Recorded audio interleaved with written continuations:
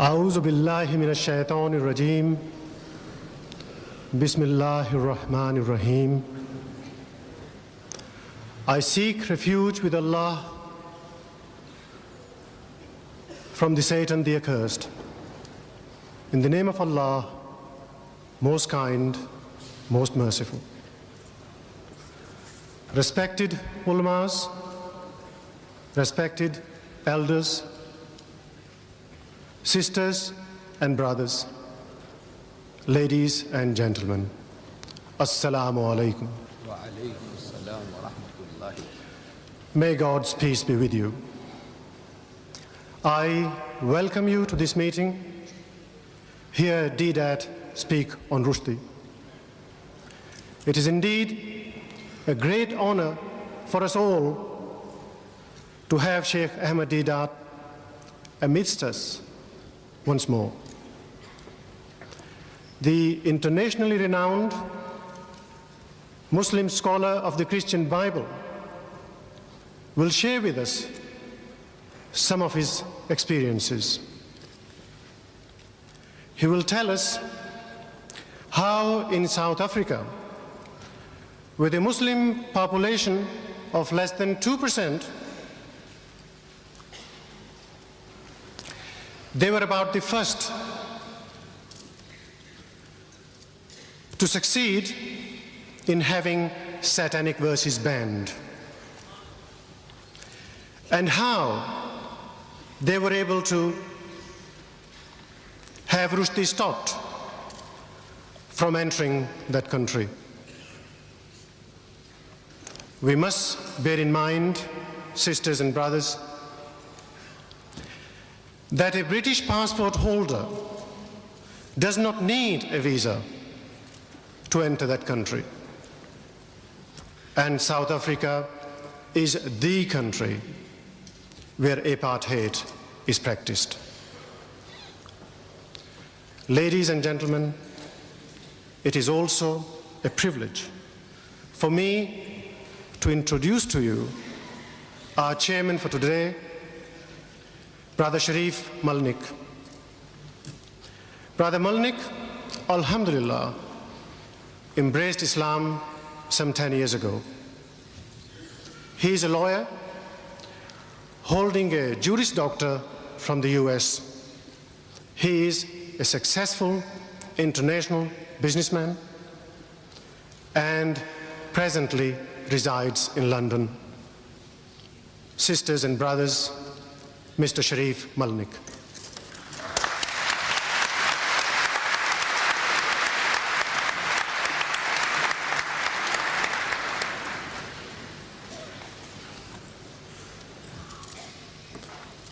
أعوذ بالله من الشيطان الرجيم بسم الله الرحمن الرحيم.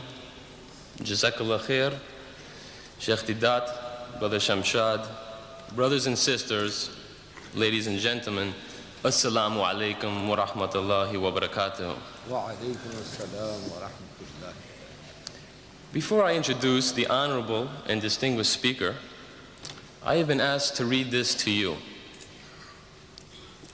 Satan, being thus confined to a vagabond, wandering, unsettled condition, is without any certain abode, for though he has, in consequence of his angelic nature, a kind of empire in the liquid waste or air, yet this is certainly part of his punishment, that he is without any fixed place or space allowed him to rest the sole of his foot upon. Has anyone here actually read or heard this passage before within the last 12 months? Put up your hands. Could you, with a show of hands, please, has anybody actually heard or read this? One. Yes, I see one and approximately 6,000 people here. This is actually the first page, the grand opening, the prologue, if you will, of the satanic verses. It is really the great hoax of the 20th century that with over 1 million copies sold, with people willing to defend that book with their lives that no one has actually read the book. And if someone says they have read it, I'm sure they don't understand what they've read. Because if you have read this book and you understand what you've read, then you would not have defended it, but you would have rallied against it. This book truly represents a conspiracy against the nation. We have been fooled, all of us. Satanic Salman aptly chose that passage, which I read to you, to describe himself with no abode, punished, and with no place to rest the sole of his foot. An interesting prediction. And yet, this book was given the Book Award. It is a standard of literature which our future generations will study and be influenced by. We cannot allow that to happen. You cannot afford to allow that to happen. I should like to mention, as many in our audience are familiar with our most honorable speaker, you may have noticed that today's program did not begin with a recitation from the Holy Quran. This is most unusual for our prolific speaker, as you are probably aware if you have seen any of the 65 videotapes produced by Shaikh Deedat and his organization, the Islamic Propagation Center International. The Holy Quran will not be recited today because the speaker shall deal with the actual contents of the satanic verses. I say the actual contents because I'm sure that you don't know what this obscene book contains, and you have proved it here today, one hand in 6,000. It is the vulgar nature of the satanic verses which precludes us from reading the Holy Quran to open the program today. But, ladies and gentlemen, somebody has to do the job. Do not despair. Shaikh Ahmad Deedat is here with us today, and he has done the job for us. He is the first person to deal with the contents, the actual contents of the satanic verses, however distasteful this may be. He is not afraid to dirty his hands. For, in order to remove an impurity, one must necessarily dirty one's hands. Let us remember that it is Salman Rushdie and his defenders who have provoked and necessitated this response.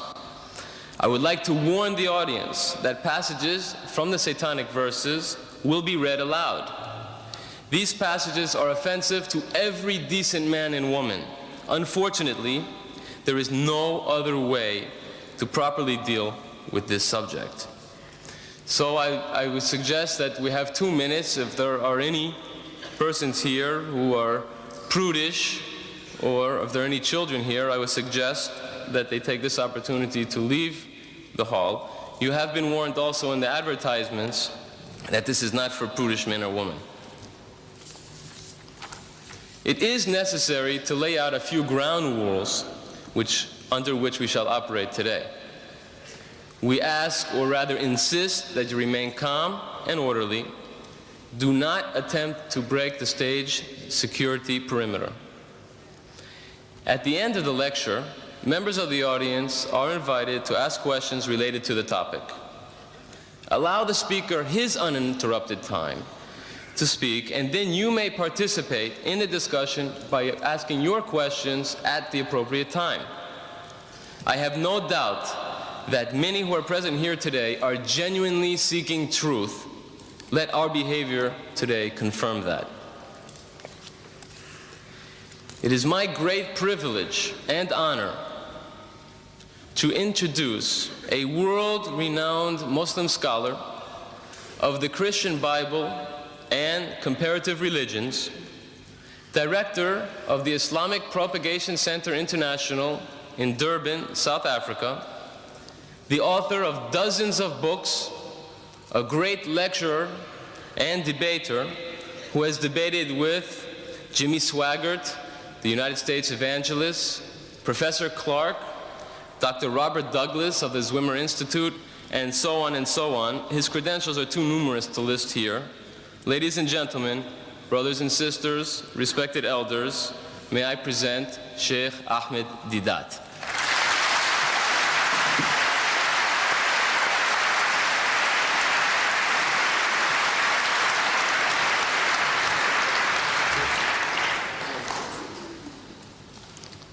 أعوذ بالله من الشيطان الرجيم بسم الله الرحمن الرحيم وإن عاقبتم فعاقبوا بمثل ما عوقبتم به ولئن صبرتم لهو خير للصابرين صدق الله مولانا العظيم. Mr. Chairman and brethren, the subject that has been advertised, as you read it in the paper, was not the original topic of discussion this afternoon. The original topic, as we wanted to advertise, was the subject of this book. Each and every one of you have it. If you have it in that envelope, please take it out. Have a look at it. Everyone is supposed to have this booklet. The cover, it says, How Salman Rushdie Fooled the West. That is how we wanted to advertise, in two colors, which we had planned. We sent it over, the negatives, for publication. But the so-called British Free Press, they couldn't stomach it. How Rushdie fooled the West. They said they won't advertise that. They won't take our paid adverts. Believe me, I am talking about your great country, which stands for freedom of speech and expression. For who? Not for everybody, for certain selected groups. This innocent advertisement, how Rushdie fooled the West, they couldn't stomach that. So we had to change it for their benefit to say, a challenge to the giants of the British literary world. These giants, the so-called giants, who are standing in support of Rushdie, I have been reading their statements. They said, never mind what he says, we support Rushdie. Never mind what he says. He is a god. He is their god today. Whatever he says, we support him. How can you deal with people like that? You say, come forward. Now I want to educate you. I want you to know what he says, because you haven't really read the book. That is why you talk like that. An amazing thing, I'm telling you now, really speaking, nobody has really read the book. Muslims and non-Muslims. Because I'm meeting your people in this country, journalists. And I'm asking them, they're asking us, I'm asking them, have you read the book? Most of them say no. They're honest. But some of them, they said, yes, we have. So I asked them, what have you read? What have you read? He said, well, it's a very, very difficult book to read. I said, yes. So many people say that. What did you read? I will come to that. I will come to that in time. Now, this book came out in September 88, I take it. And there was a furore among the Muslims of Britain. A dear friend of mine here in London, by the name of Arfaq Malik, an attorney at law, a lawyer, he faxes some pages of this filthy, dirty, satanic work to me for my attention. And naturally, any Muslim, any decent person on reading what those pages contain would be infuriated, and I was infuriated. What to do? We said, this book should be banned. So we made an approach to the director of publications, a censorship board in South Africa, and showed him a few selected pages.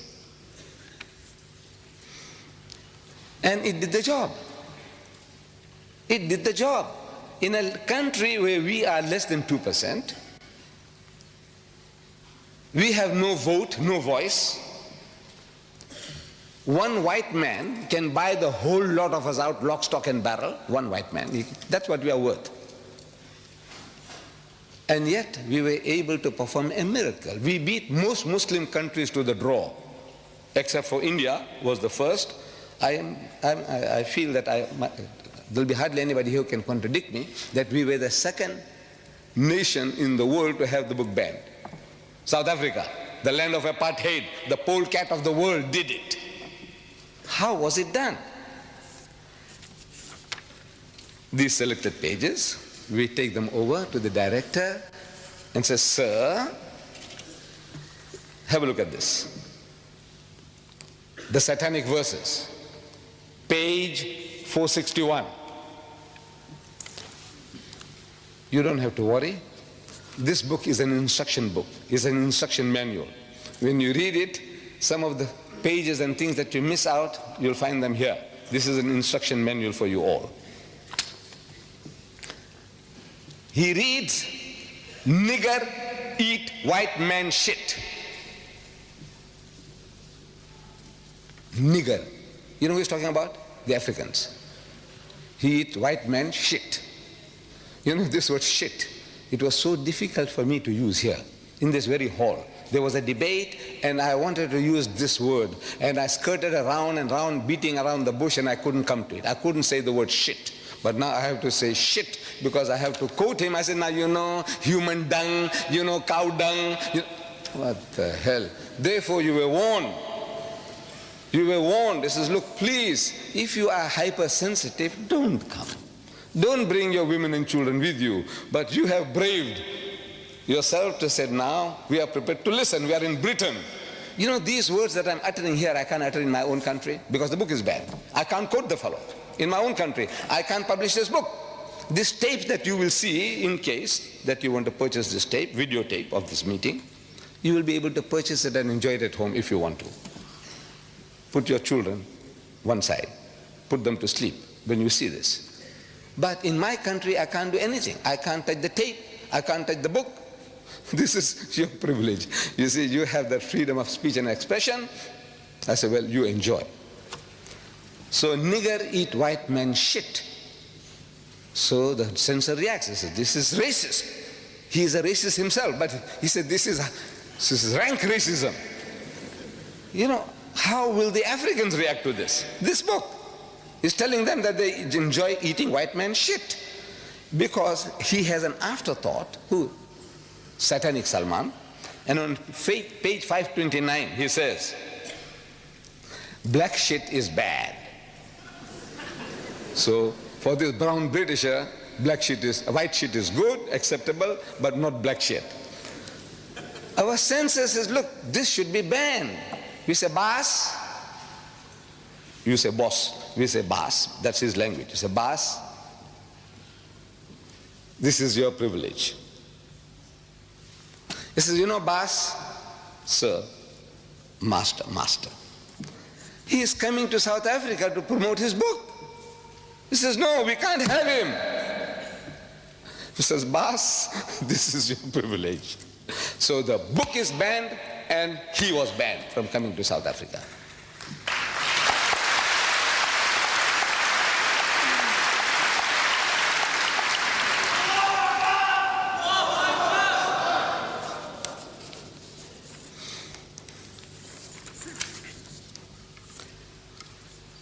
We could have done the same thing here.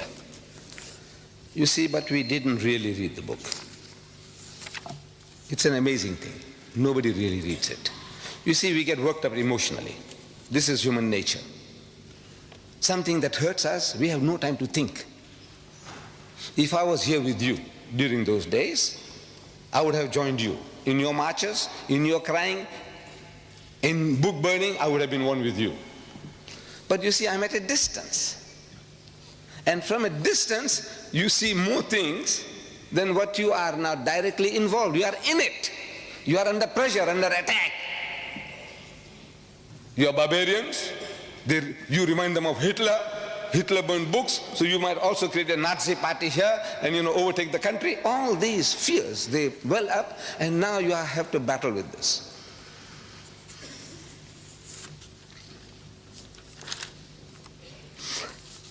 Now I am qualified to speak on this for a number of reasons.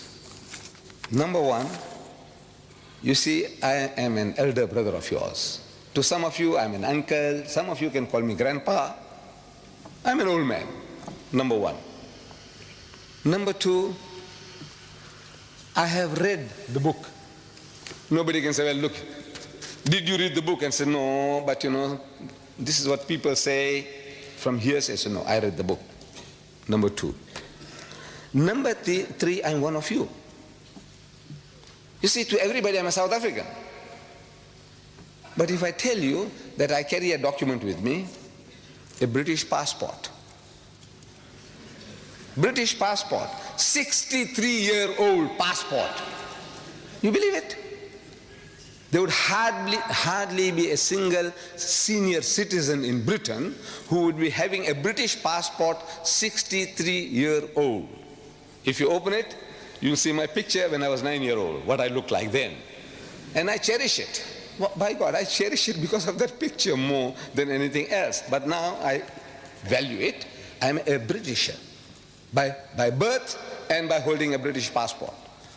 I would be looking forward to the pleasure of creating a senior citizens, British passport holders of 60 years and more. If your father or anybody, your grandfather has got a passport 60 years and over, let me know. We would like to create a society in Britain. So I am qualified. Now what? In retrospect now, because it's far away from all those happenings, now I can talk more freely. I said, look, what I would have done, I couldn't have. If I was in the midst of you, I couldn't have thought all these things out. It's impossible. See, when you are under pressure, under turmoil, and the mass hysteria that can be generated by things like this, you can't think. So I'm not too clever. What I'm going to tell you now, say, this guy's too clever. I'm not, wallah. I tell you, I'm not clever. I am now benefiting from other people's experiences. I have been watching your TV debates on these topics. People send me the videotapes. I watch them. From Britain, from America. And I'm getting educated by those debates. I said, what's wrong? Why don't these people tell the fellow, when questioned, what is it that's creating such temper, such anger in you? What makes you so angry? So the guy says, he spoke slanderous things and he stored filthy language. One of these programs I'm watching, the nearest a brother came to answering. He's prodded. What did he say? And I watch his face. See, the camera was on his face. And I can see that he's in hell. He doesn't know how to get out of that situation. So he takes a deep, he said, what is it? So he said, he used word like benchod. 50 million people, the Americans are listening. What did it mean to them? Nothing. And you get enraged. You want to go and kill the man for that? What did he say? I said, our cases have been going by default.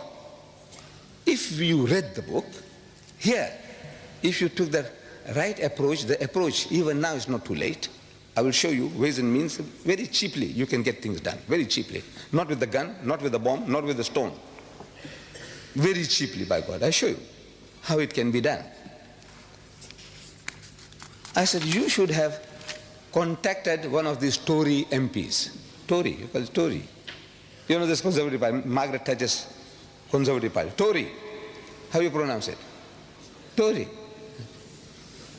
One of these Tory MPs, and shown him, he says, look, have a look at this, sir.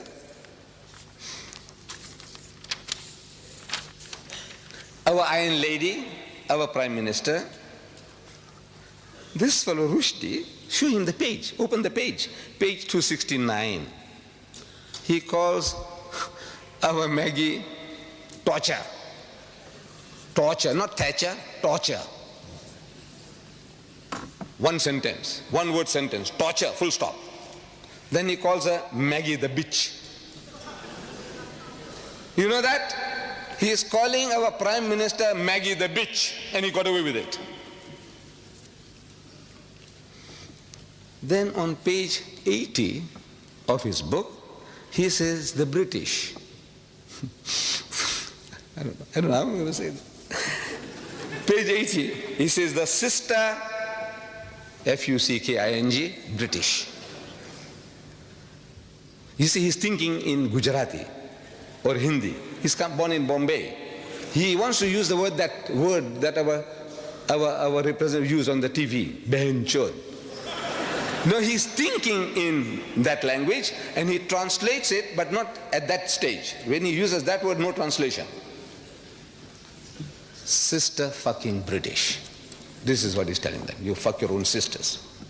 British, whether you are Pakistani British or English British or Sikh British or Jamaican British, you fuck your own sisters. You take that? You take that? I said, tell it this to the MP. Look at this, sir. And this guy on page 169, I'll come to it later in detail, he has sex with the Queen. He even cohabits with the Queen. I will come to that. I tell you, immediately the book would have been banned. Immediately, no arguments. But you were crying about yourself. You know, he saw my mother, he saw my fathers, our spiritual fathers, our Sahabas, he did this, he did that. It's a good luck to you. You are a people, you know, you have been a challenge to us for over 1,000 years. You conquered once Christian lands, never to be retaken. The whole of North Africa was Christian. Whole of North Africa, Egypt, Morocco, Algeria, Libya, the whole lot was Christian. The whole of the Middle East, Syria, Palestine, what you call Lebanon, all this was Christian. You came and ruled Spain for 800 years. You knocked at the gates of Vienna. You have it a challenge. And even now, when you are down and out in the gutter, even now you tell the guy, he says, look, sir, don't drink. Drinking is bad. Gambling is bad. No dating, no dancing, no courting. Don't eat the pig. Don't you? Wala taqulu salasa. Don't say Trinity. Look, you are a thorn in his side. Now for a change, your own child, one of your own, he's put a pineapple up your backside. See how it feels now? He's getting sadistic pleasures. He's getting pleasures in our pain. You cry, you wail, you burn books, you march, he's happy. He's getting a subtle revenge on you through your own.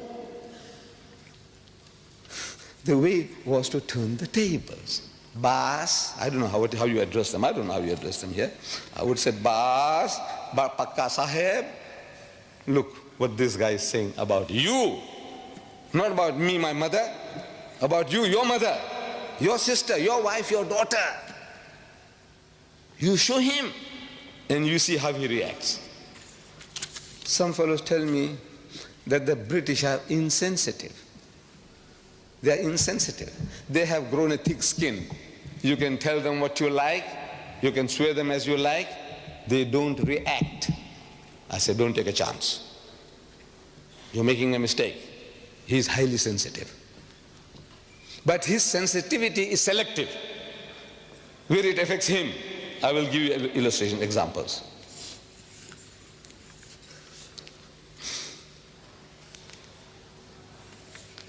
Right. So generally, they pose us the question, have you read the book? And when we say no, they have a big laugh. They have a big laugh. Now for a change, you should ask them, have you read the book, sir? He says, no. And you are armed with this booklet of mine. You just memorize some of these statements, verses, and you quote him. He says, you know, sir, the first page of Salman satanic verses, first page, chapter 1, page 1. He says, a direct quotation I'm giving you, direct quotation from the book, page 1. Don't go far. Start with page 1. You have been going too far. You know, you have been to page 268 and 300. Don't go that far. Start with page 1. If you have been reading, you can start with page 1. Even before page 1, you can start with his prologue, his prophecy about his own destruction. Not a place to rest his foot upon. No place for him no peace. That's what he's saying. He's prophesying somebody is making him to write. He said, look, this is your end, this is your destiny. That's the first page, really, but he doesn't number it, so we take chapter 1, that page, first page, he says, proper London. This place here, London? Are we in London? Yeah, proper London. Bye. Here we come. Those bastards down there won't know what hit them. Which bastards? Londoners. You Londoners are bastards. Whether you are Pakistani Londoners or Sikh Londoners or English Londoners, what Londoners are you? If you are a Londoner, you are a bastard, and the things are coming down to destroy you. Direct quotation. Now, how does he feel? He said, look, he's calling us all bastards. You accept that?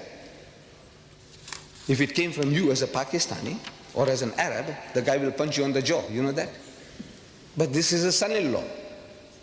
He married your sister, your daughter, a British girl. So you have to take it from him. No? You see, we people from the East, we seem to respect our son-in-laws, our brother-in-laws more than our own children. You know that? Because he is my son-in-law, my daughter's happiness is at stake. He is my brother-in-law, my sister's.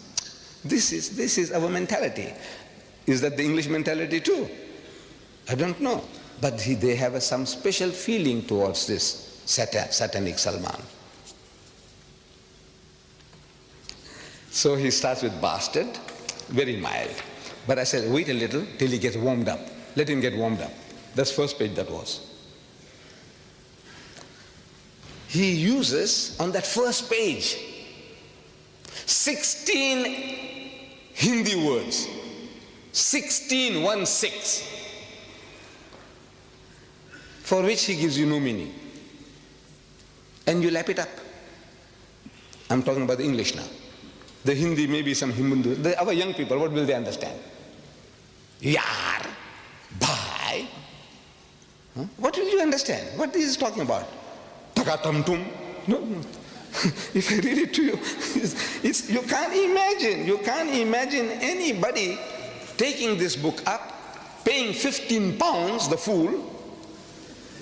He pays 15 pounds for this book, and he reads this. I read the first paragraph. See what you make of it.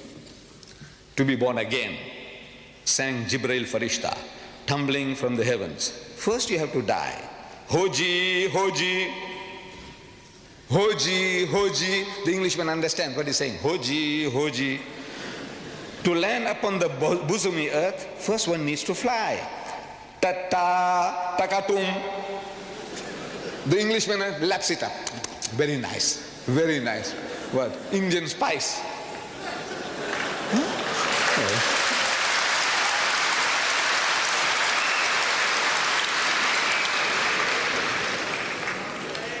Still the paragraph is not finished. How to ever smile again? At first you won't cry. How to win the darling's love? Mister, without a sigh. Baba, if you want to get born again, just before dawn, one's winter's morning, New Year's Day, or thereabouts, two real, full-grown, living men fell from a great height, 29,002 feet, towards the English Channel, without benefit of parachutes or wings, out of a clear sky. And this is a masterpiece of the English language. Yes, for which gets a Booker Award. He gets a Booker Award for that.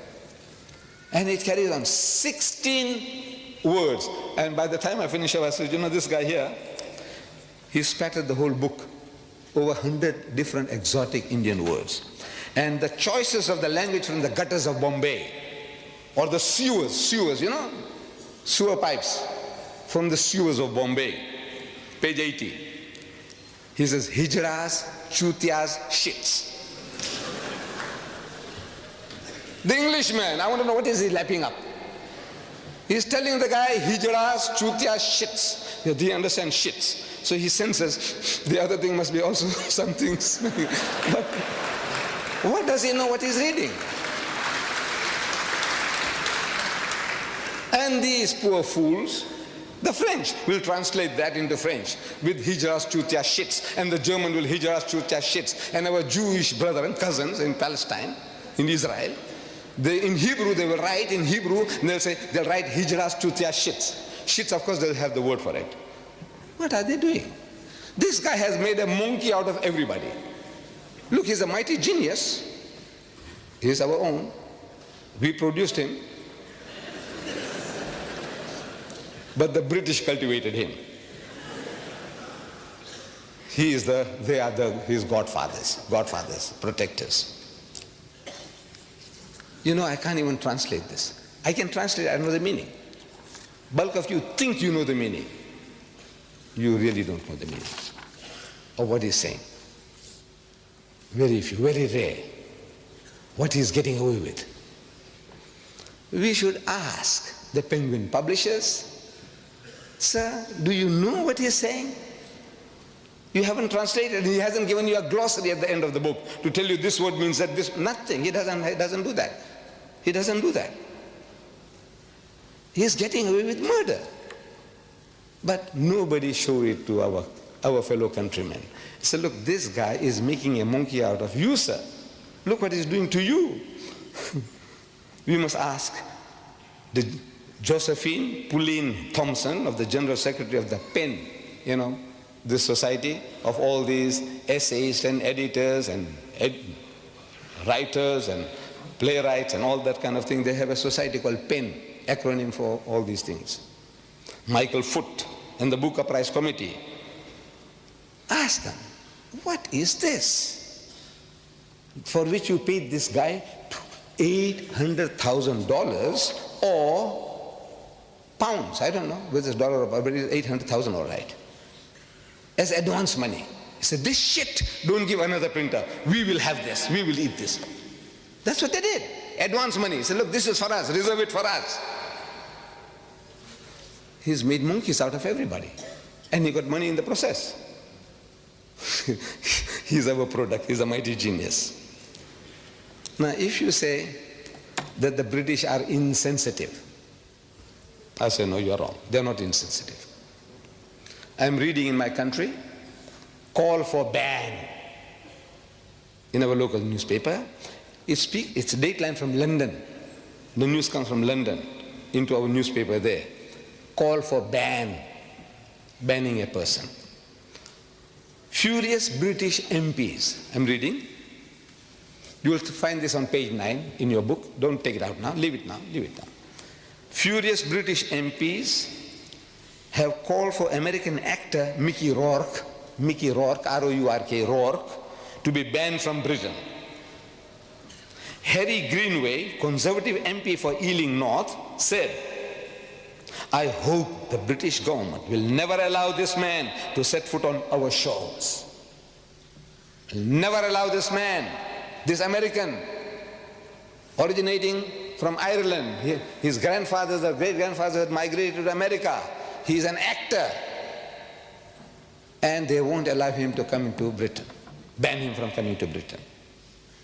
I'm shocked beyond belief, he said. Greenway says, I'm shocked beyond belief. The MPs were particularly incensed by his use of a 4-letter word. Because that guy used a 4-letter word, Mickey Rourke, to describe Mrs. Margaret Thatcher's policies. That's all. Not for her, not describing Margaret Thatcher, but her policies. He used a 4-letter word. You know what the 4-letter word is. Anybody don't know, put up your hand. You don't know what the 4-letter word is. You all know, thank God. For a 4-letter word, they're so incensed, they won't allow him to land in Britain. But Rushdie does one better than that. He uses the same 4-letter word, for which the Mickey Rourke can't come to Britain, but he improves upon Rourke by making it active. That guy said F-U-C-K, he ends it by I-N-G, ing. The first word gets stuck in the throat of the British, and the second one goes down, slips down easily, because he makes it ing, fucking policies. Can you imagine? No, double standards. No, they didn't know. He uses four. In half a paragraph, he uses that word 4 times to describe Margaret Thatcher's policies. Listen. Oh, full stop. That's a sentence. Master of speech. No, it is. Look, the shorter the sentence, look, they tell us, in language writing, if you can, full stop. That's a masterpiece. It is. If you know about writing, you'll agree. He says, no, that's a master. Full stop. She's radical, all right. Talking about Margaret Thatcher. She's radical, all right. What she can fucking achieve is literally ... I'm only quoting direct quotation. Direct quotation. I'm not going to add any words of my own. Because I told you in my book here, it's unexpurgated. I don't interfere, I don't improve, I don't try to add or delete or soften, nothing. These quotations are unexpurgated as they are in his book. You can check it up. And if you find that I'm pulling a fast one on you, every mistake you take out, £100 for you. He said, no, he didn't say that. He didn't say that. £100 at a time. Find out. Any typographical error will be accepted. But a misquotation, £100 for you, for every mistake you find. Check it up with his satanic verses. Is literally ... from fucking Surrey and Hampshire ... Nobody has ever tried to replace a whole fucking class before ... No, when I say ... it's there in the book ... 3 dots ... This country, your Britain, that's stuffed full of fucking old corpses. Page 270, 4 fuckings in half a paragraph. And the British accept it. You know why? Because they don't know. You didn't educate them. You didn't show it to them. This is what I want you to do. This little booklet. Any guy who talks to you says, "Boss, sir, come and have a cup of tea with me. Look, sir, what does he say? How does he speak?" About us, about our people. And you say he's got the freedom of speech and expression, unlimited, absolute. Is it absolute? He can swear anybody's mother. He can swear you. Ask him, is it right? Ask him, ask them. But they don't know. By God, they don't know. These authors, these so-called giants of British literature, they don't know. They haven't read the book. He uses that word 52 times in this book. 52 times. F-U-C-K-I-N-G, 52 times. Open page 11 now, that book of mine. Open page 11. Page 11. You must have the book with you. We made it that every seat that one would take will have a book there. Page 11. You have a look there. Every letter of the alphabet. 52 times he's used that filthy, dirty word. 52 times. One for each week of the year. He didn't miss that. One for every week if you take it up. Kalma padho uska. One for every week. 52 weeks in a year. One for every week. Starting with A, and the A. And the A, you see it there. Fucking A. Full stop. Page 245. And carries on. Allies. Americans. Argentina. And the B. Beatles. Bedpan. And the C.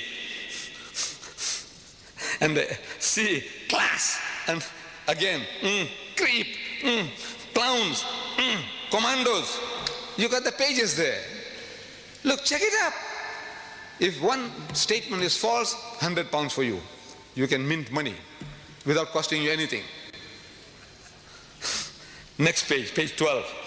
You see under diff, and the F, and the D. What a thing, what a book. You want me to go through it? You want me to go through with this? Huh? And he wins a Booker Award.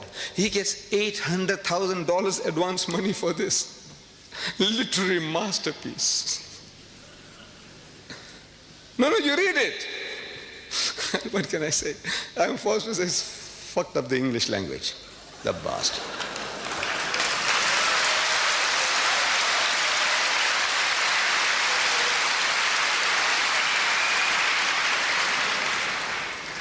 What does he say about our Iron Lady, Mrs. Margaret Thatcher? You know, I don't know why. My wife, she is not educated. She is not educated. But she has a special liking for Mrs. Thatcher. When Mrs. Thatcher appears on the TV screen, all stations close, all stop, all work stops. She must listen to her. You know, maybe it's her militancy, her forcefulness, the clarity of her expressions. She is very clear. She loves Mrs. Thatcher. My daughter, she loves Mrs. Thatcher. They don't understand her policies. Look, you might want to question me. Please don't question me about her policy. I don't understand myself. But I also admire her. You know, the way she speaks, I like that lady. On page 269, he says, this torture, Maggie the bitch.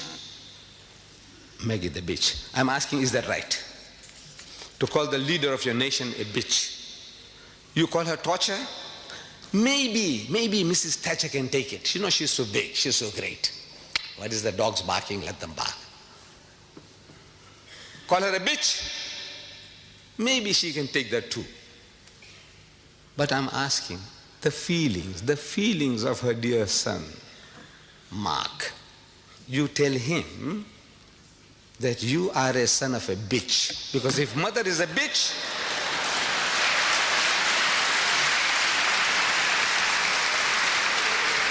so no, I'm not saying it. Rushdie says that you are a son of a bitch. By God, I tell you, he'll punch you on the jaw, break your jaw. I have seen him on TV. I know what he looks like, a great footballer when he was in South Africa. You say that, look, I'm not saying it, sir. Mark, these are not my words. Rushdie says that you are a son of a bitch and I'll give you one on the jaw. What about the feelings of her darling daughter, Carol? You tell her that Rushdie says your mother is a bitch. How would she react? I ask you. No feelings? You have no feelings. They have no feelings? What are they made of? Stones? No, they're human just like you and us. By God, I tell you, they will react. I didn't hear. Iron Lady, she's Iron Lady. I said she can take it. But now, what does Islam say to that? What does Islam say? Allah tells us in the Holy Quran, do not defame nor be sarcastic to each other. وَلَا تَنَابَذُوا بِالْأَلْقَابِ. Nor call each other by offensive nicknames.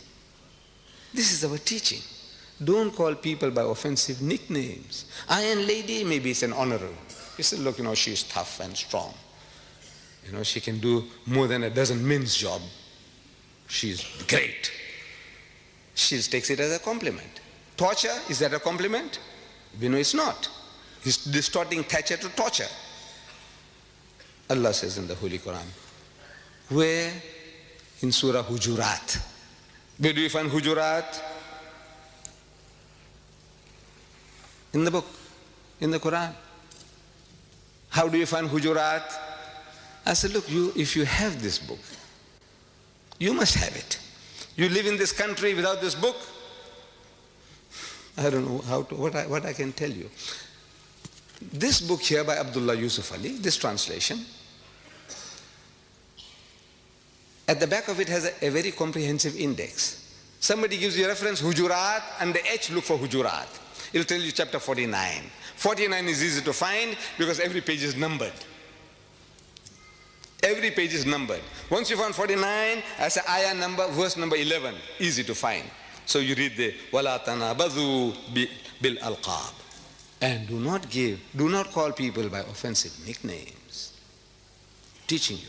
Or another place under slander. Don't slander. Give you references. Don't backbite. Gives you references. What do you want to know? Anything you want to know, everything here is on your fingertips. And this is your privilege to have this for £5. Almost 2,000 pages for £5. There are fools who are paying £15 for 547 pages. This satanic Salmans, satanic verses, 547 pages, thick, these are thick pages, cheap paper. They are out to mint money. The cover is beautiful. The cover, as you see, is very beautiful. It is beautiful. You know, I mean the coloring, the production is good. But it's only a piece of paper. This is hardcover, solid, gold written. This is paper, but however, it looks very nice. 547 pages of filth, rubbish for 15 pounds. This 2,000 pages, 5 pounds. 2,000. This is Fletcher Bible paper. But most of you, I know you haven't got it. You haven't got this book. You have to arm yourself. They are available outside. We made it easy for you. Don't go start hunting for this book. You won't find it at Foyles. If Foyles had it, they'll charge you 50 pounds. Make it impossible for you to buy. 5 pounds outside here is highly subsidized. Get it. For yourself, for your neighbor, for your employer, as a wedding present, as a birthday present. There's no better gift you can give to your family, friends, and even to your employers, even the non-Muslim. 5 pounds, 5 pounds, 5 pounds. Take them one at a time, 2, 4, 5, 10, take them. Keep them. Maybe you might not be able to repeat the 5 pounds for 2,000 pages. This is 15 pounds for 547 pages. This filth and rubbish. So Allah says, don't defame people. Don't call people by offensive nicknames. What about bitch? Calling a person a bitch?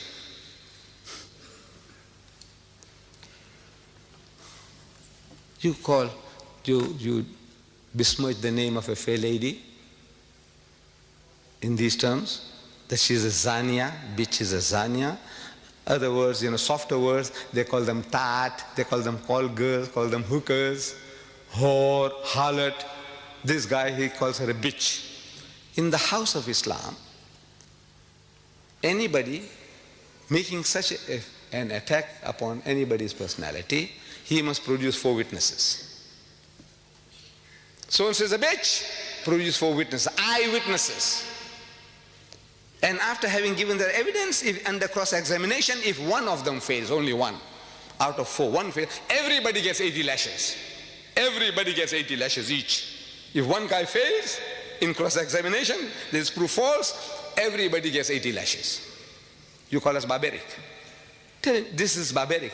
We want to protect your mothers, your sisters, your wives, and your daughters from any kind of besmirching of their character. And you call us barbaric. We are barbaric. You are civilized. Everybody's mother, sister, daughter, wife, you can call them bitches, whores, harlots. What else? Hookers, tats. What else? What is this? What have you come to? You civilized people, cultured people. 80 lashes each. He does not even leave our queen, Her Majesty, the defender of faith. She is the defender of faith. Our queen, my queen, as a British subject. My queen. He has sex with her.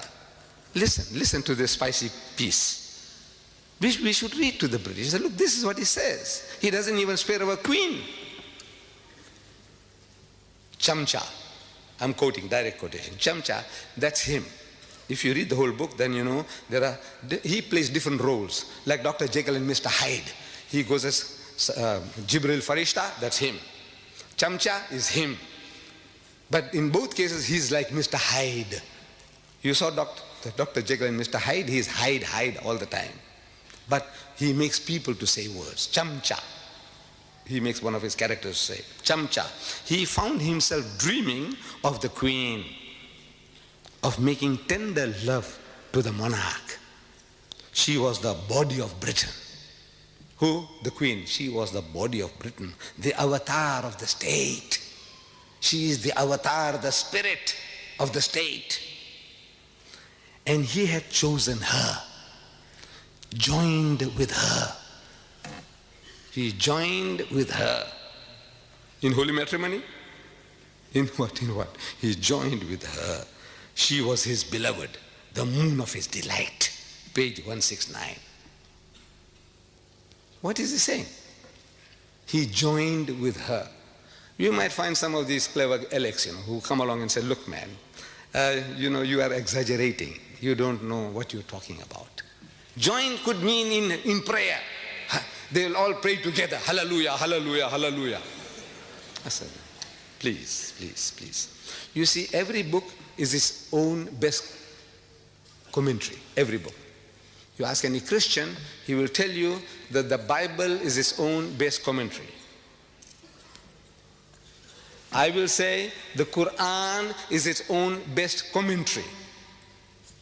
And by extension, the satanic verses is its own best commentary.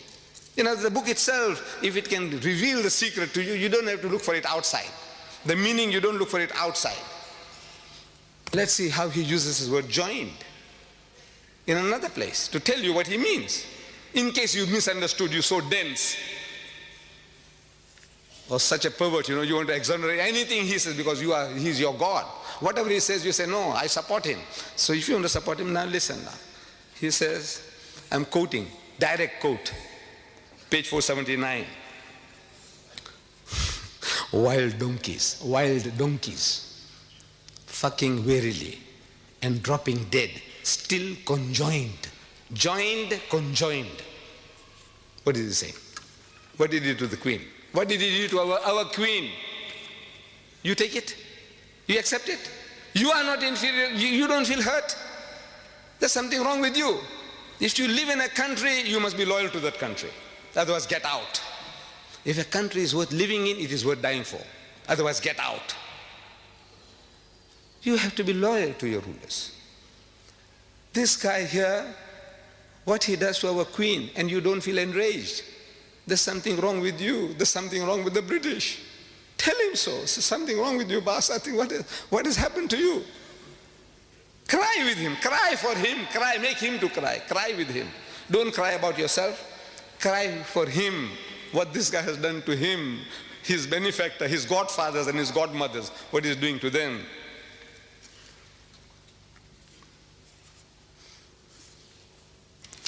They are now reading this book in public. This is an obsession. Marianne Wiggins, his second wife, American. I had read her statement before she ran away also. She also had enough of this guy. First what he did to, if I have the chance I'll tell you what he says about doing to white women. What he did to first one and he did to the second one. But Marianne Wiggins, she said, if I was free, if I was not his wife, I would have read it all over Britain, place to place. At the present moment, there is a woman called Susan Sontag of this literary guild. She's reading it in public in New York, religiously, daily. She's gathering people, men and women, black and white, young and old.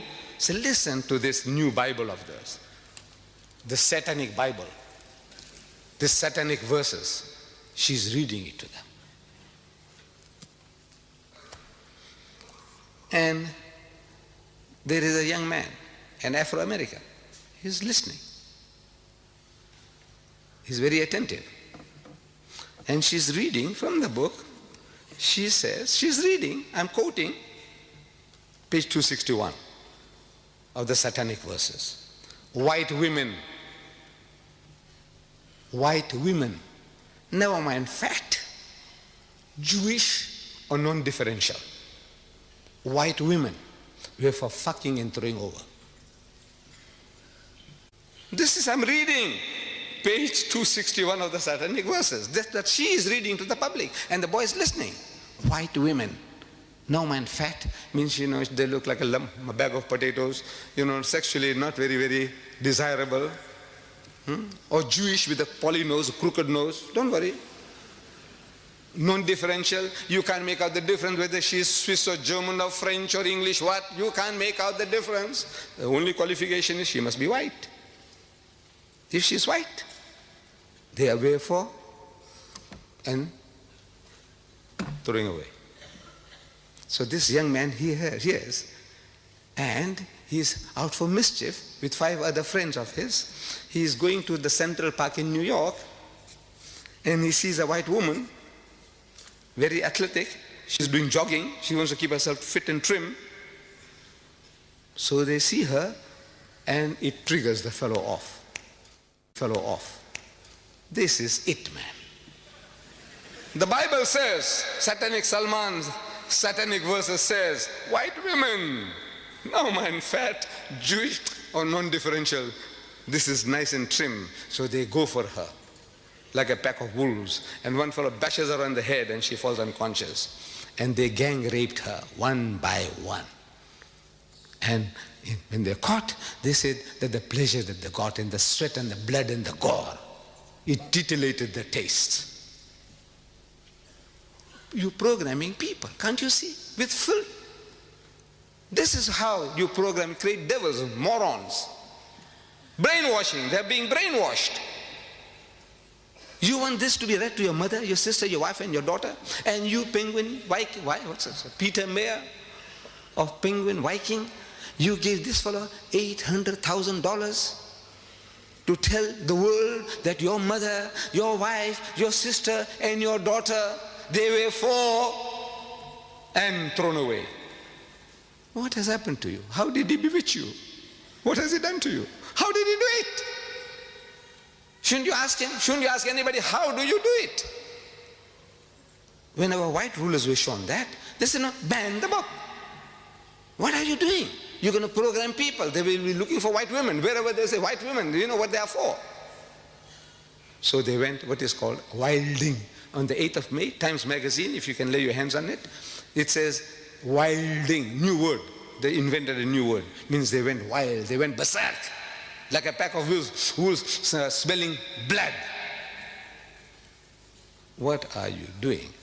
What are you doing to the world, to mankind? And Mrs. Thatcher, just recently,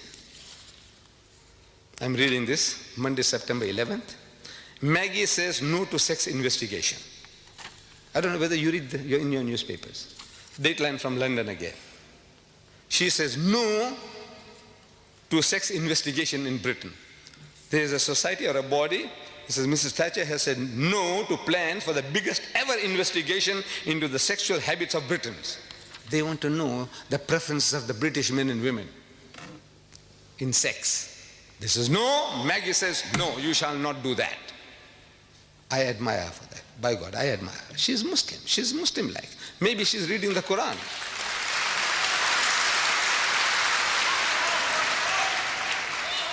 Because Allah tells us in the Quran, evil should not be noised abroad, broadcast, except where injustice has been done. Because once you say things, there are things you can insinuate and you can program people. Like this. Look how you easily people can be programmed. British girls are too easy. British girls, I'm reading from Sunday Times, one of the leading newspapers, Sunday newspapers in South Africa, dated July 9th. It says, British girls are too easy. Latin lovers reckon there's no skill in chatting up British girls because it's too easy to get them into bed. The Italian stallions in the holiday resort of Rimini hold a Playboy of the Year contest, earning points for each girl they make love to. They have a contest. Prim, Catholic Italian girls merit 10 points. If you get a prim Catholic Italian girl, if you get her into bed, 10 points for a bonk. One bonk, you get 10 points. French girls, if you can bed a French girl, you get 6 points. And if you bed a German Fraulein, you get 5 points. But British tourists are worth just 1 point.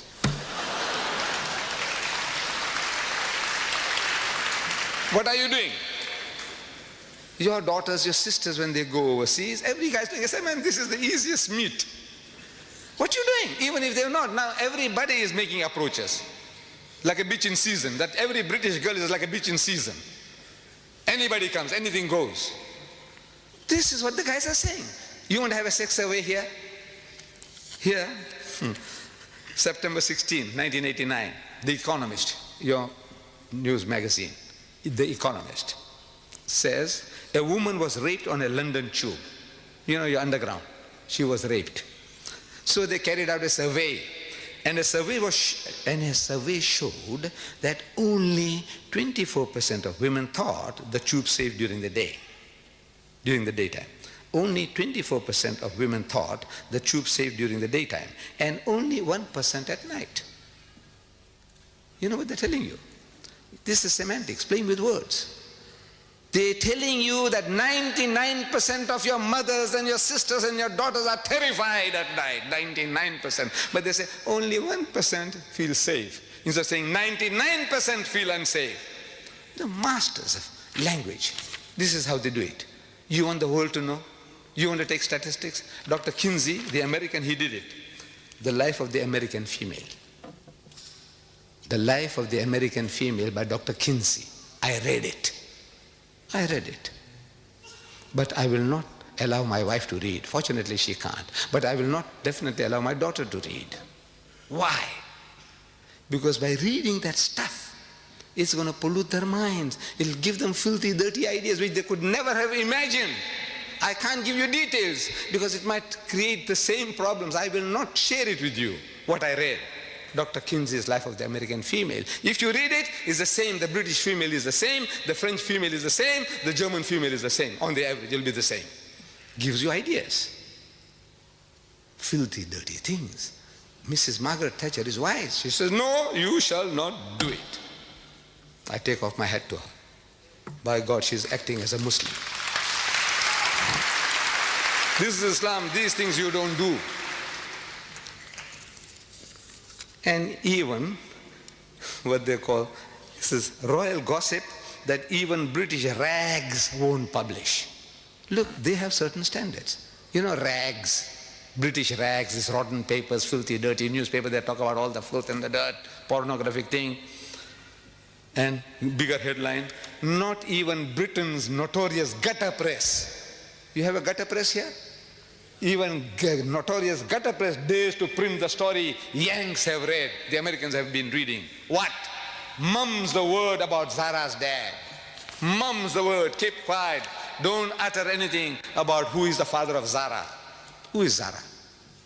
She is the daughter of Princess Anne.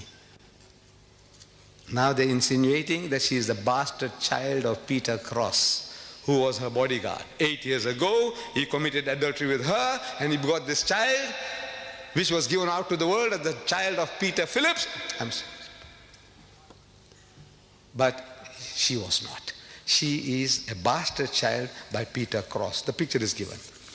The princess is there. The princess is there. And the dashing detective is there, behind the princess. What are you doing? What are you insinuating? You are destroying the life of a child. Can't you see?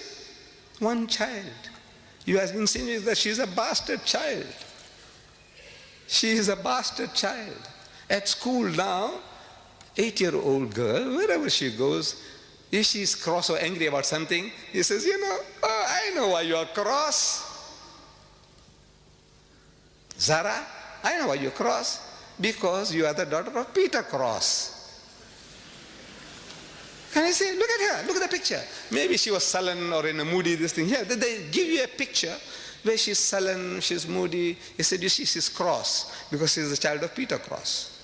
And this starts where it started in Britain. One of your leading newspaper men here, the doyen of British newspapers, of the Daily Mail, columnist, Nigel Dempster, he goes to America and he makes these insinuations. He says Mr. Dempster was offering his expert opinion on the recently announced separation of Annie from her Mark Phillips, her husband, the undisputed father of Annie's son, Peter, age 11. Undisputed. He's got it blood tested. Can you imagine? He says now he's undisputed. How do you know he's undisputed? But now he's undisputed. He's giving the guarantee that the 11-year-old boy is undisputed his father's son. Asked by an interviewer to explain the breakup of the marriage, Mr. Dempster said, the problems dated back to the birth of Zara and cited long-standing allegations of an affair at that time between Annie and a dashing detective, Peter Cross, who was then her bodyguard. The newspaper says it's an old trick. Get the story published over here, means in America, first, and then you can write about it at home in England. You say, the Americans say, I'm not saying anything. The American newspaper said that Zara is the bastard child of Peter Cross. Can you do that? In the house of Islam, can you get away with that? By God. But this we want to protect, we want to help you, we want to teach you, but you can't teach, you can't help if you don't know the book yourself. If we don't know our own book, we don't know the games that they're playing, to be warned. Once you know, you can deal with the matter better. We are told, Allah tells in the Quran, Ya ayyuhallazina amanu, say, oh you who believe, Ajtanibu kathiran min az-zann. Say, avoid of much of suspicion as possible. Inna ba'da dhanni ithmun, because in most cases suspicion is a sin. Wala tajassasu, and do not spy upon one another. Wala yaghtab ba'dukum ba'da, and do not backbite or slander one another. Ayuhibbu ahadukum an yakula lahma akhihi maytan. Is there a single one of you? Is there one of you who's prepared to eat the meat of his dead brother? That's what you are doing. The person is not there to defend himself or herself. You are eating your dead brother's meat or your dead sister's meat. Allah is asking, is there one of you who's prepared to do that? Eat his dead brother's meat. Even cannibals don't do that. They love your meat, love my meat, but not his brother, and carry on dead meat at that. فَكَرِهْتُمُوهُ, says stop. Nay, they will abhor it. Unko karahat hogi, karahat. They wouldn't like it. Wattaqullah, say, fear Allah. Stop it. Inna Allah wa tawwabur rahim. Even now, Allah is of forgiving, most merciful. Jo ho gaya to ho gaya. What has happened in the past has happened. Stop it. No more. This is barbaric. This is barbaric teaching. These are satanic verses. The Habib says these are satanic verses. This is satanic. Is this satanic? Or you are satanic? Who is satanic? What is satanic? No, the trouble is also with us. We have let the Quran down. We don't know our own book. This ayah, how many of us have read? How many of us are trying to live by it? Very few. You know why? We are not programmed with it.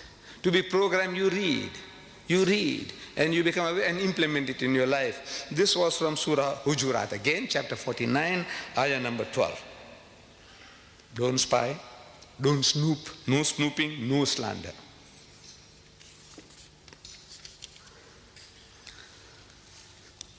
This guy, he spares nobody. He spares nobody. There's some type of sickness. I think there's a special word for it. A man who hates everybody, anybody, everybody. Even himself. If you read, he hates even himself. There's something sickness. He is a case for a psychiatrist. But he is an evil genius for writing. And there are conspirators at work. Conspirators, people are conspiring for this. They want this to be done. They want this guy to do. They gave him advance money beforehand. So come on, man, write this book. It's a grand idea that now you can slaughter the Muslims with filth. I said he spares nobody. Even my Hindu cousins. My ancestors were Hindus. I come from Bombay, India. My ancestors were Gujarati Hindus. I'm thanking Rajiv Gandhi. We all Muslims, we must thank Rajiv Gandhi for banning the book. But I'm telling him in my little booklet, I says, Rajiv, you have done yourself a great favor. I will not attribute motives to him. Oh, he wants to curry favor with the Muslim voters. No, don't do that. If a man has done a good deed, acknowledge it. Rajiv, I thank you for what you have done. Thank you very much.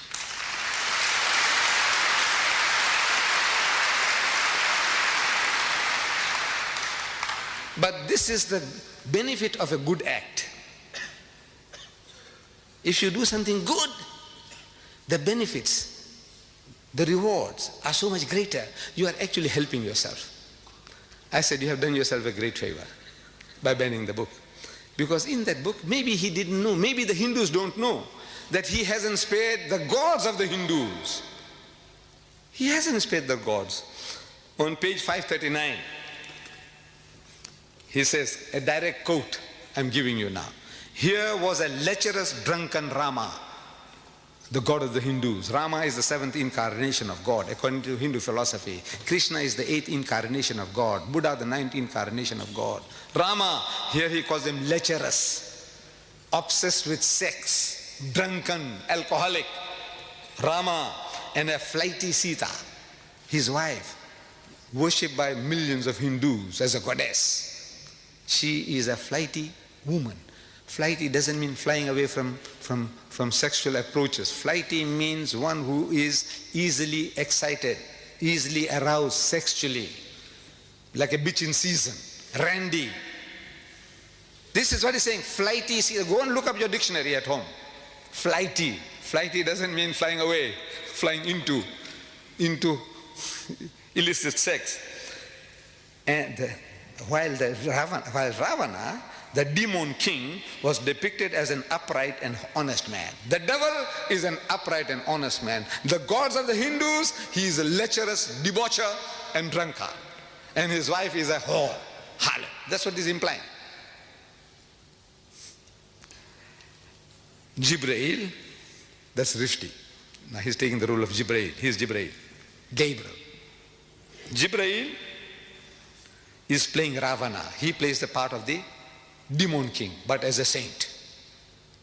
The saint he makes into a devil, and the devil he makes into a saint, and he takes the role of the devil becoming a saint. George explained in fascinated horror, looks like he's trying deliberately to set up a final confrontation with religious sectarians, knowing he can't win. Look, he's writing, Rushdie is writing this. A prophecy about himself, that look, he's doing this. He's trying to create a play within a play, a dream within a dream, so he can get away with this. I was only dreaming. You know, when he had sex with the queen, he was only dreaming. He didn't literally do it. That's how these perverts will say, look, he was only dreaming. I said, you khabis, when he wrote it, he wasn't dreaming, was he?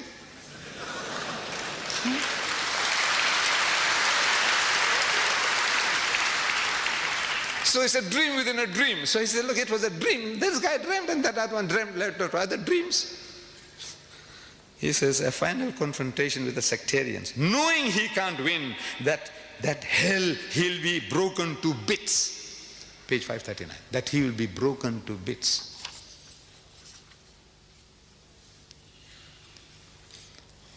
My dear brothers and sisters, the problems generated by this satanic Salman, satanic verses, in his notorious book, are too vast for any one person to handle.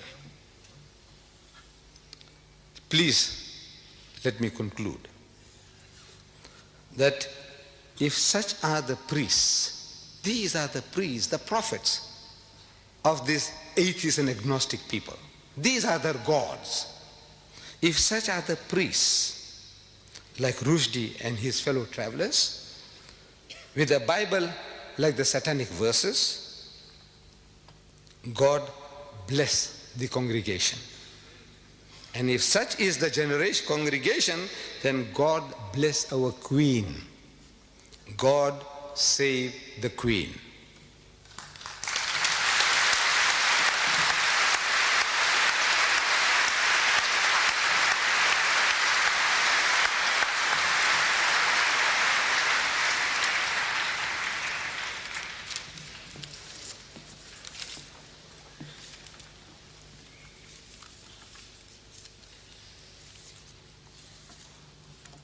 Assalamu alaikum wa rahmatullahi wa barakatuh.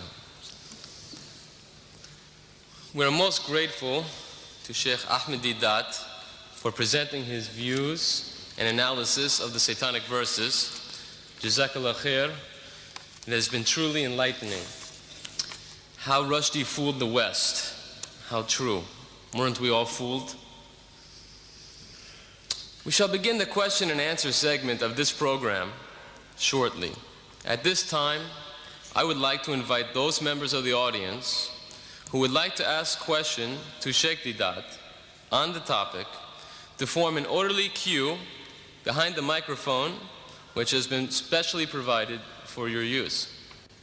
If we could come down the right aisle to form the queue, and then after you have finished your question and the question has been answered, if you could leave through the center aisle.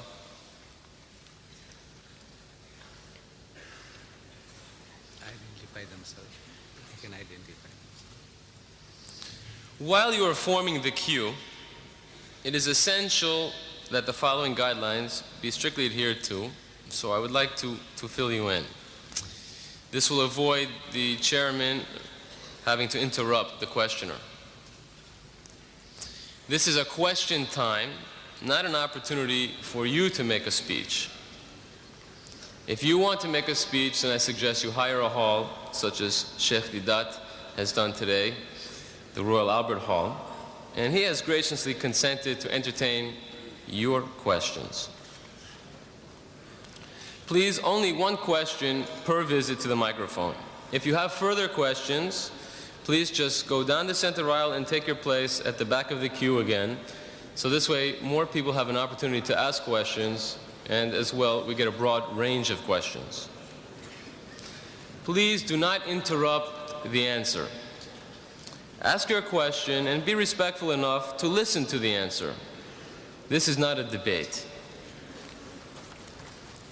Finally, please keep your questions succinct and related to the topic of today's lecture, how Rushdie fooled the West. It is not fair to the speaker or to the rest of the audience to ask a question on another topic. There are many tapes which you can purchase after this question segment which will deal with all of the other topics. There are approximately 65 tapes. If you could see Brother Shamshad, I'm sure that he could help to fill any needs that you might have to get any of the videotapes. They can identify themselves and ask. And also, if you would please, before asking your question, identify yourself and then proceed to ask your question. Okay. I think then we're ready for the first question. If you could please, sir, identify yourself and ask your question. Assalamu alaikum. Wahib Hassan, a student. Just like to ask, should Rushdie die?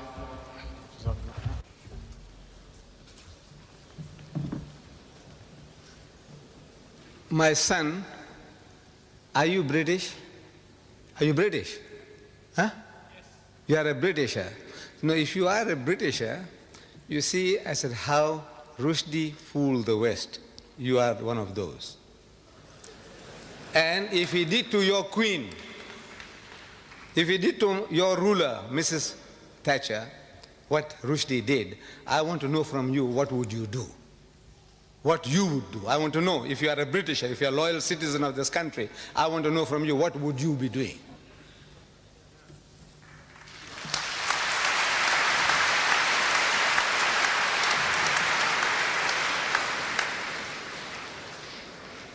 Incidentally, the topic of should Rushdie die really is a separate topic, and there is a video cassette.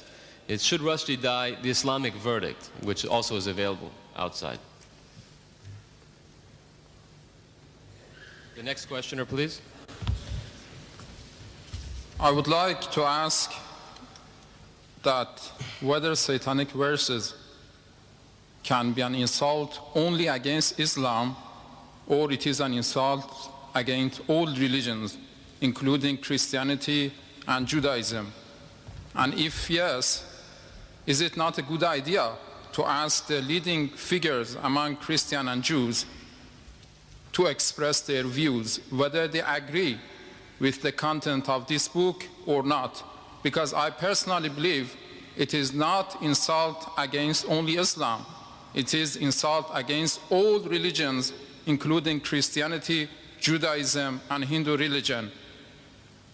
And the second thing I wanted to ask, because I or other people here might have the wrong impression that you are a supporter of any political figure, could you also clarify that point?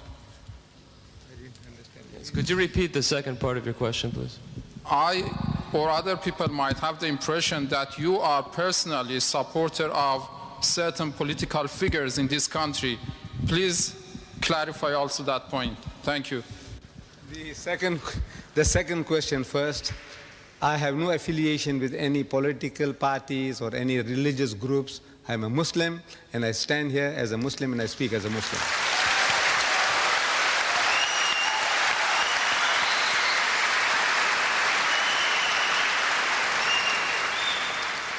With regards to the first question, you see, when I said how he took the West, more specifically tonight, the British, for a ride.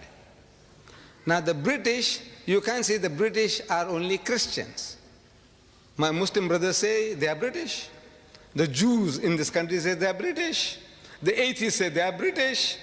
So I said, look, everybody is involved. You don't have to carry any religious label, affiliation, to specifically address you. He says, now look, you as a Jew, you know, you are being attacked. You as a Christian are being attacked. I said the whole of humanity, or the whites in general, and we Muslims in particular, everybody is attacked. So we don't have to start separating. I said, now where is your stand? You as a Britisher, whether you are an atheist or a Muslim or whatever you are. If you are a Britisher, you live in this country, you have been enjoying the benefits of this land, I want to know what is your stand, what must you do? And I told you, I spelled it out for you. The thing we have to do is to educate the people about the book. When he opens his mouth, Rushdie, so come, let us talk. This is what I'm suggesting, that you call the people for a dialogue. Sit down, man, give him a cup of tea, give him your bhajjas and samosas. I don't know whether you understand that. You see, you ask the Pakistani what I'm talking about. You know, I don't know whether you are from Iran or from where, what the bhajjas and samosas, whether you understand. But our bhajjas and samosas will do the trick. Give it to the guy, and talk to him.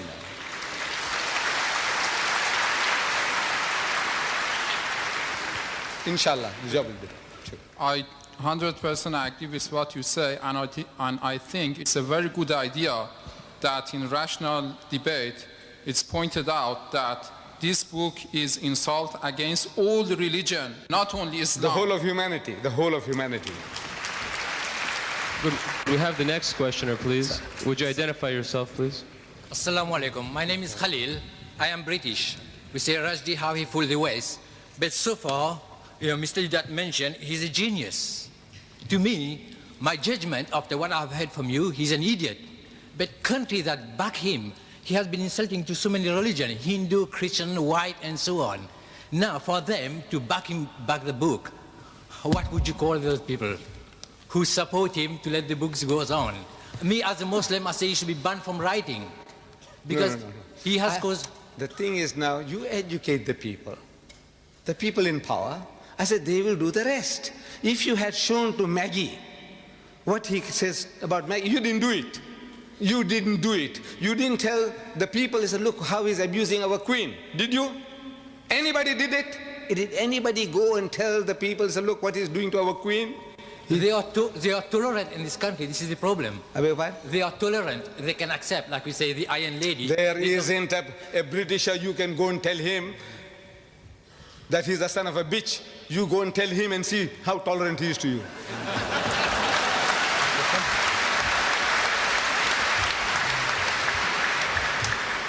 Would you identify yourself, please, and ask your question? Assalamu alaikum. Ladies and gentlemen, brothers and sisters, Shaikh Deedat. Like all Muslims, I'm incensed by what Rushdie has written, and I feel I must protest. According to what you said during your marvellous lecture to the Quran, we cannot nickname people or mimic, is that right? Then how would I feel when I read your book on the first line refer to satanic Salman and the picture with the horns and the hat? Is that against Quran or not? Could you please clarify that point with me? Thank you. Thank you.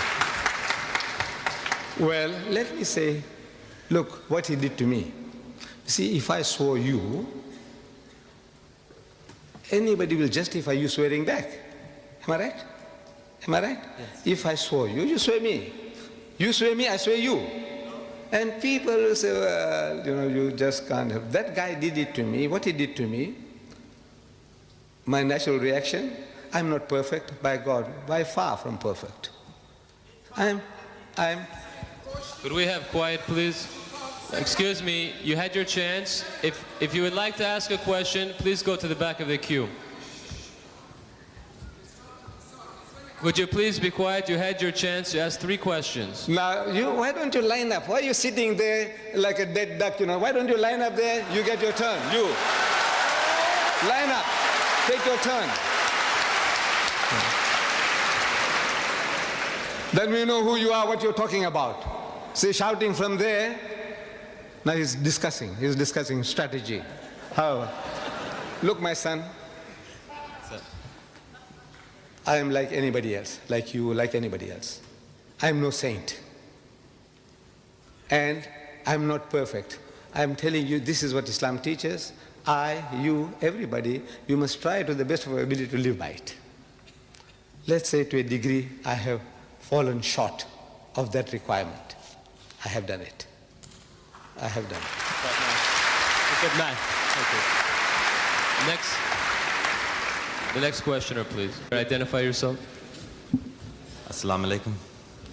My name is Omar. I'm a Muslim. I need no other identification except the title that Allah in His infinite wisdom, power, and grace has given to me, and that is that I'm a Muslim. I heard much of what you said and I agreed, and I heard much of what you said and I was hurt and disagreed. I was pained for the children that were here and the language. Of course, we live in a world where language such as that is often used. But what pained me the most was when I heard, if I can quote you, and please allow for my inaccuracies. Sometimes I am often mistaken. If you live in a country, you should be willing to die for it. Well, there are many countries in which I'm willing to live, but there's certainly only one cause for which I'm willing to die.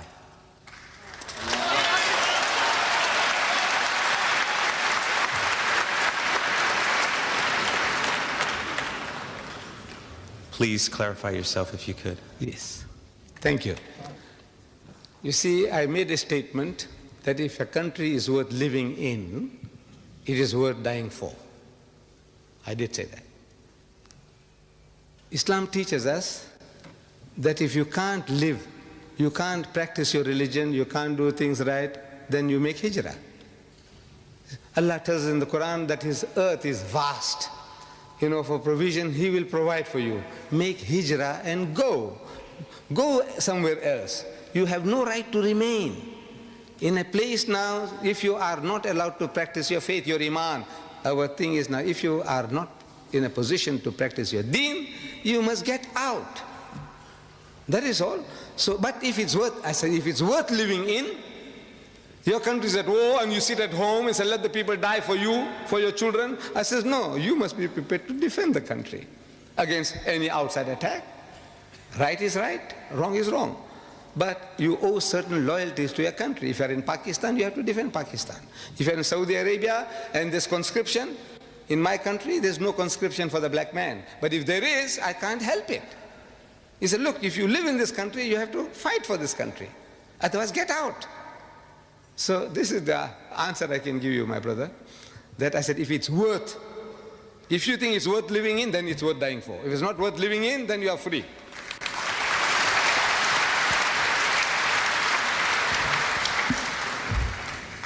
Assalamu alaikum.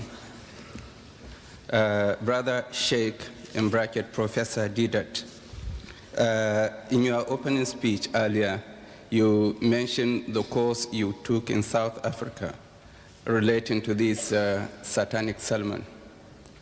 I think I am in full support of what you did, and I am very pleased with the success you got. But will people, say in predominantly Muslim countries, and also Muslims living in this country, follow the same course?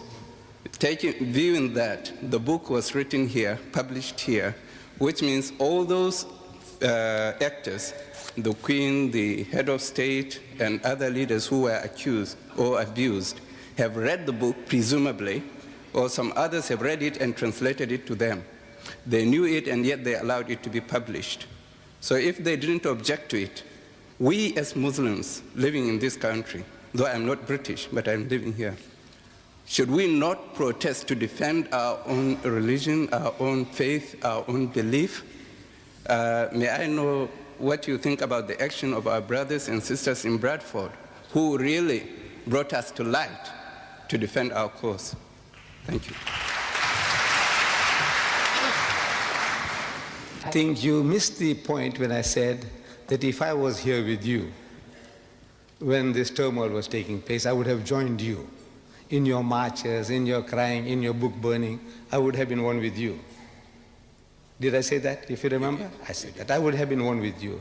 But now I said I have an advantage. I was far away, and I was taken some time for me to see things. In other words, now I can formulate ideas, which you in the midst of turmoil, sitting on a hot stove, you can't do.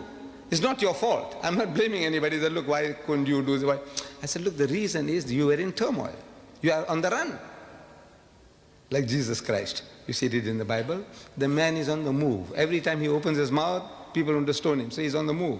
It's a different circumstances from another man who is at peace and rest and he's able to deliver a message. So I have that advantage and experience from other people's mistakes. I'm benefiting. I said, look, this man here on the program was questioned.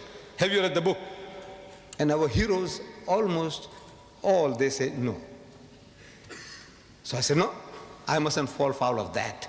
Suppose I go to Britain and I offered 50,000 pounds to BBC TV. BBC TV, I offered them 50,000 pounds to give me 5 minutes on prime time to give them the best of Rushdie. I said, you want to read in public? You had the blasphemous banquet? Give me only 5 minutes and I give you 50,000 pounds. Give me 5 minutes to read to you the best of Rushdie. No reply.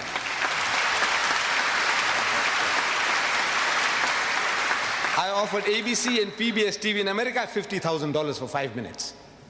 Give me 5 minutes. Why I'm able to do that is I'm benefiting from my other brothers' mistakes. They made certain mistakes. I said, no, I won't do that. You know, I might just share this with you. I think Sheikh Sadi Rahmatullah alayh, one of our great philosopher poets, he was asked, he says, where did you learn all these good manners from? Your good manners. You know, you're such a perfect man that we see, you know, well behaved. Where did you learn them from? So he said, I learned them from the unmannerly. So how can you learn manners from the unmannerly? He says, no, you see, everything I see in the other man that I feel is not right, I won't do it. So this thing you did like that, I won't do that. That mistake you say, no, I won't do that. So I learned my good manners from the unmannerly. What do you? So I was only benefiting from other people's mistakes. That is all. Thank you very much. You are great. Next questioner, please. Could you identify yourself, please? Assalamu alaikum. I have no question, but a request. A request only to Dr. Deedat, what he's doing in this world, to be translate one share with our research and invite everybody to come in speaker corner. Nikal kar khankaon se, Dr. Iqbal says, Maulana Lolabi Kashmiris, in Kashmir is translated in Urdu. Nikal kar khankaon se. Sir, could you ask your question? Ada kar rasme shabiri. کہ فقر خانقائی ہے فقر اندو و دلگیری آپ سب کا کام ہے نکل جائیں گھروں سے بارکوں کو مسجدوں کو جہاں کوئی ایک سفید ملتا ہے اس کو رشدی کی شیطانیت سے آگاہ کریں please translate in English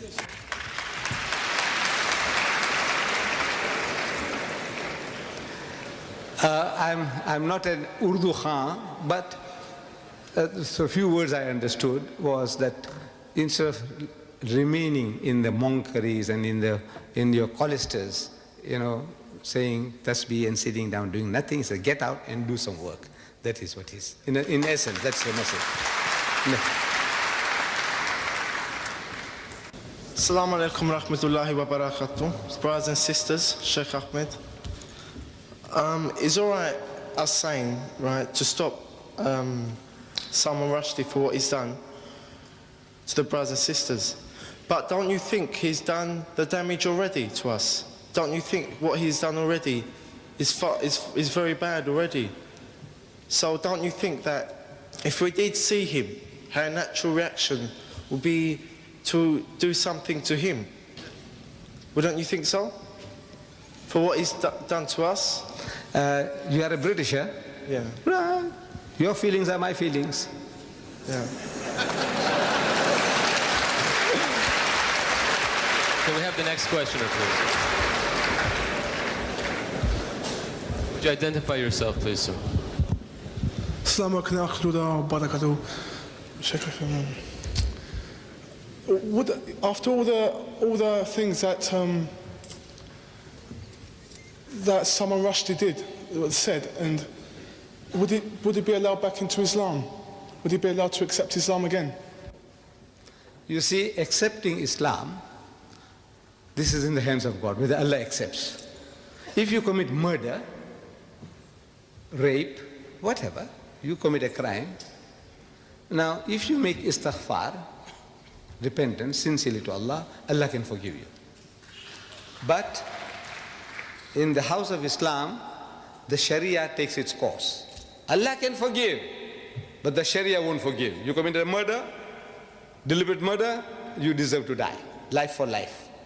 But in the hereafter, your recompense is there. Allah says, all right, okay, you sincerely repented, I forgive you. That's his prerogative. But the Sharia has no right. The Sharia won't allow you to forgive if you do a crime.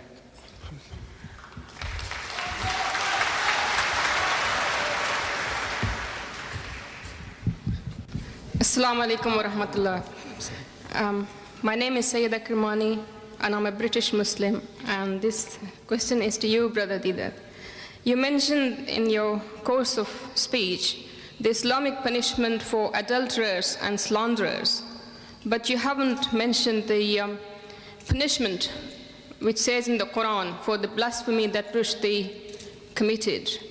And as a Muslim, and as far as my knowledge goes of the Quran, your approach to Rushdie affair is in contradiction of Holy Quran.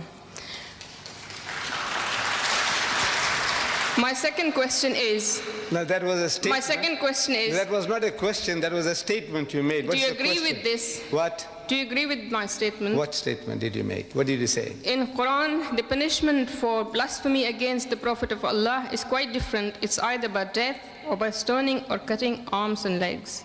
And that's what it says in Quran. Yes. Right, I'll answer you, my sister. We were dealing with the subject, how Rushdie fooled the West. Now, this thing I was telling you is so vast that this one person or one time you can't deal with everything. I have dealt with this problem. Now, this will be the third tape. Third tape on the same problem. Should Rushdie die? The Islamic verdict. Should he? That's the question. But now you have to get the tape. Can you tell us? Because we're all here. This is another lecture. You want me to deliver another lecture? No, just say No, wait. We started here at 2:30. It's 4:30 now. This will take another 2 hours. You want me to expound to you for 2 hours? Look, you can't just make statements. You have to get this tape. I'm only asking you if you agree with the Quranic punishment or you don't. I agree what the Quran says, and here we deal with it in total, 2 hours. So you agree with the Quranic punishment? How, as a Muslim, how can you disagree? That's all I want. I think that...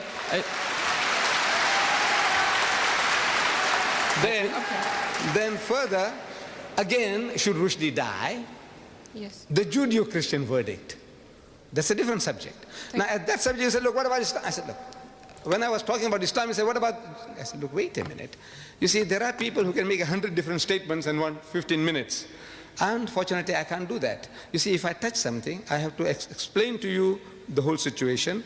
So, the Islamic verdict, the Judeo-Christian verdict, and now you will see in the future how he fooled the West. And now each and every one is separate, independent, but is doing a certain job. I think that excuse me, sister, I think that Shaikh Deedat has been very patient in answering a question that is not related to the topic. And brothers and sisters, ladies and gentlemen, I would like to ask you to please remain and contain your questions to the topic. It is unfair to ask a question on another topic which will require perhaps a couple hours of explanation. Could we have the next question, please? Assalamu alaikum. My name is Tabassum Ahmed, and I'm a Muslim Pakistani. I want to ask you, is the fatwa passed by Ayatollah Khomeini, is that justified from an Islamic point of view? I don't think you understand Without English, my trial. child. Look, we have been talking about how Rushdie fooled the West. Where does Khomeini fit in? The topic. Look, if you came with the understanding, I don't know whether you understood, a challenge to the giants of the British literary world, can you stomach the best of Rushdie? There was no Khomeini, no Quran, nothing. We're not bringing it. The Quran says this, the Hadith says this, nothing. We are talking about how he fooled the West. And what you can do now is to educate the British what he has done to them. Let them do the job. Then they will do it for you. Could we have the next questioner, please? Assalamu alaikum wa rahmatullahi. Would you identify yourself, please? My name is Hajj, and I would like to ask a question to Shaikh Ahmad Deedat. He says that Rushdie has blasphemed all the humankind, all human beings. And even if he didn't spare the queen, we know, as he says in his book, he has used some words for our Prophet sallallahu alaihi wasallam, and we know that this Prophet is even greater than the queen, or whoever that is greater than the queen. The Prophet is greater than you. I would like to know, Mr. Ahmad Deedat, as a Muslim, because something good went on and some books have been banned. I would like to know, as a Muslim, our point of view, what should we carry on actually to do? Because many questions, the real question that is to be asked is whether Salman Rushdie is a Muslim or he's not a Muslim. I don't think you're reading the newspapers. Look, Salman Rushdie, he says he is not a religious man. He doesn't follow any religion. That's his verdict. He is out of the pale of Islam on his own confession. Well, now what do you want to go and ask him now? What will we ask him? He says he doesn't believe. Finish. It's over. That's what he says. He's a murtad. He's an unbeliever. So you can't treat him as a believer. What else proof you want from him now? I don't know. The whole world knows that he says he's not a religious man. He's not a Muslim. He says so. He was born in the house of Islam. You and I can be. But it's possible that you become a murtad. You become a Christian, you become a Buddhist, you become an atheist, and you still have a Muslim name given by your fathers. So that's his case. So where do you go from here now? Thank you very much. Assalam. Ready for the next question, please? Assalamu alaikum. My name is Musa from Nigeria on a visit.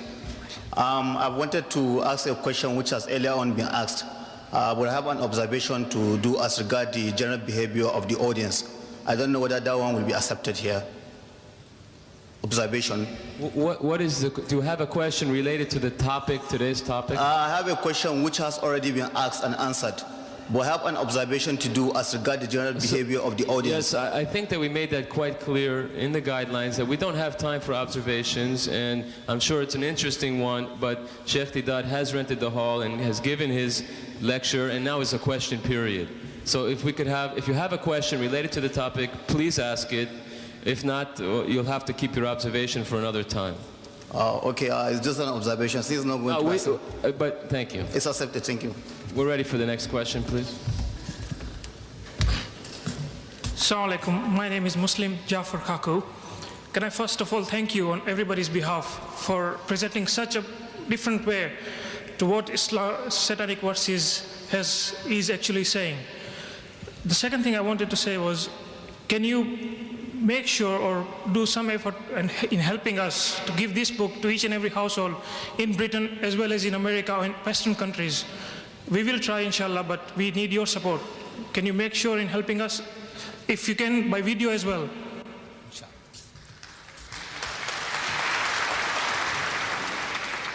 We are publishing 100,000 in Britain for free distribution, and another 100,000 in America for free distribution.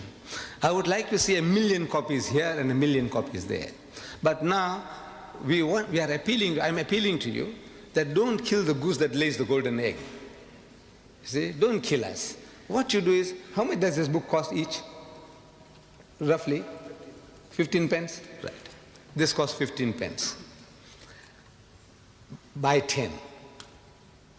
Buy 100 at 15 pence each, so you don't kill us. And you give them out on your behalf. You know, this is what you ought to do. That way you'll be helping us immensely. Because now I'm interested in publishing the 100,000, it's under print. But then I said, look, I want 1 million. Look, this book should be given out in the streets, in all the cities. Give them out freely. You know, you buy them at cost price. If you can publish them yourself, cheaper, we are giving you an open order inside. We want no royalties from you. We have no copyrights. You publish it, you sell it, you distribute it free. No restrictions whatsoever. So if you want to do that, you can have that privilege as well. You can print it yourself. Maybe it'll cost you 10 pence. Yeah. Maybe it'll cost you 5 pence. Go ahead and do it. But help us that way.